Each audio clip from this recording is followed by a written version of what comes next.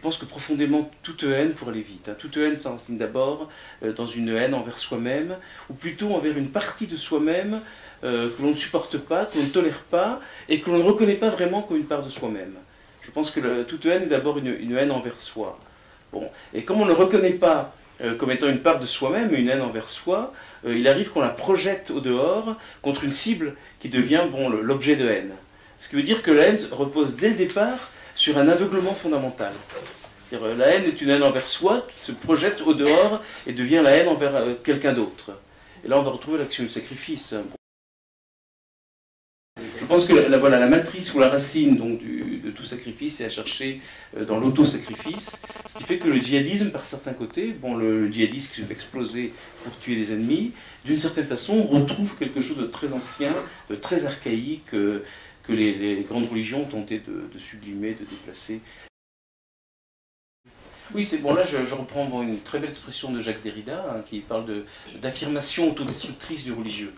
Il y a une affirmation autodestructrice, en voulant défendre, réaffirmer ce qui pour eux est l'essence même de leur religion, la vérité de l'islam. En fait, ils autodétruisent l'islam en transformant tout autre chose, et notamment en faisant sauter cette digue que l'islam, comme les autres grandes religions abrahamiques, avait érigée contre la violence du sacrifice. Là, moi je trouve le jeu de mots que j'ai fait là sur les grandes religions contiennent la violence. Tu as raison de le rappeler, elles la contiennent.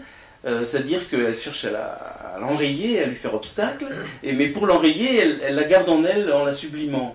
Mais alors ça c'est bon, là je vais donner un petit bémol à mon optimisme tout à l'heure, tout ce qui s'est sublimé peut se désublimer, semble-t-il. Je pense que tout ce qui s'est symbolisé, tout ce qui est passé du fantasme au symbole, peut régresser, retomber dans le fantasme, et donc on peut voir réapparaître dans ces grands dispositifs religieux, ces grands dispositifs de croyance, on peut voir parfois réapparaître la violence archaïque, que ces dispositifs avaient pour but, et la haine, que ces dispositifs avaient pour fonction et pour but de contenir, c'est-à-dire de sublimer. Ça peut donner par exemple les croisades, l'Inquisition, les zélotes juifs dont tu parlais, et ça donne aujourd'hui le fondamentalisme musulman dans sa violence haineuse et destructrice. La vérité n'apparaissant que dans sa caricature. Oui. Alors c'est pour ça que je parle de contre-vérité à propos du fanatisme.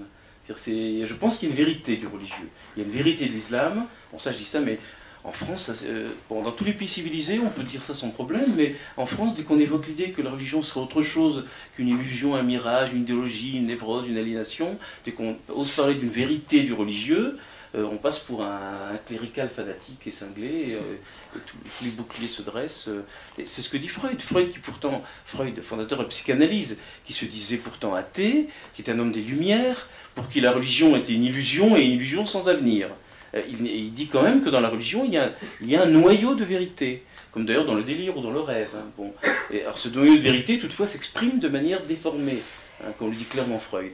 Moi, je pense que c'est cette déformation, il faut la penser, ce que j'appelle la contre-vérité de cette vérité. Alors le fanatisme, qui n'est pas uniquement musulman, le fanatisme religieux, c'est la contre-vérité de cette vérité qui est au cœur du religieux. Je pense que c'est la puissance, et là je rejoindrai peut-être l'intuition de Girard, la puissance et la force d'effraction de la vérité qui est contenue dans la Bible, dans la Torah, dans les évangiles, et j'ajouterai aussi dans le Coran, et certainement aussi dans la Bhagavad Gita et dans d'autres textes comme les écrits du Bouddha. Cette force et cette vérité-là, elle génère presque inévitablement sa contre-vérité fanatique. Et voilà, j'assume d'être désigné comme un défenseur d'une certaine vérité du religieux. Ce qui ne veut pas dire que tout ce qui est écrit dans la Bible, les Védas ou le Coran, est vrai littéralement. Ça veut dire que ça témoigne d'une certaine vérité profonde, originaire, qu'il s'agit de délivrer de sa défiguration, de sa déformation fanatique. Je pense qu'il faut tenir compte, peut-être plus que l'a fait Girard, de certains processus qui sont à l'œuvre dans les grandes religions, notamment les 3 religions monothéistes, mais aussi bien dans le bouddhisme et dans d'autres religions, des processus que j'appelle dans le livre de symbolisation ou de sublimation de la violence archaïque. Bon, je veux dire, il y a un travail qui a été fait très tôt dans des grandes religions occidentales, y compris l'islam, pour limiter la violence extrême du sacrifice humain. Alors dans le judaïsme, en la sublimant dans l'étude de la loi, les sacrifices sont remplacés par l'étude de la loi à partir de la destruction du temple. Dans le christianisme, en symbolisant la violence sacrificielle, la mort du Christ, bon, dans le sacrement de l'Eucharistie. Donc on mange du pain et on boit du vin, ce qui vaut comme mieux que de manger de la chair et de boire du sang. Alors dans l'islam c'est un peu plus complexe, puisque c'est une religion qui était un peu moins loin dans la sublimation, puisqu'il y a quand même le sacrifice sanglant, le sacrifice du mouton, le jour de l'Aïd el-Kébir.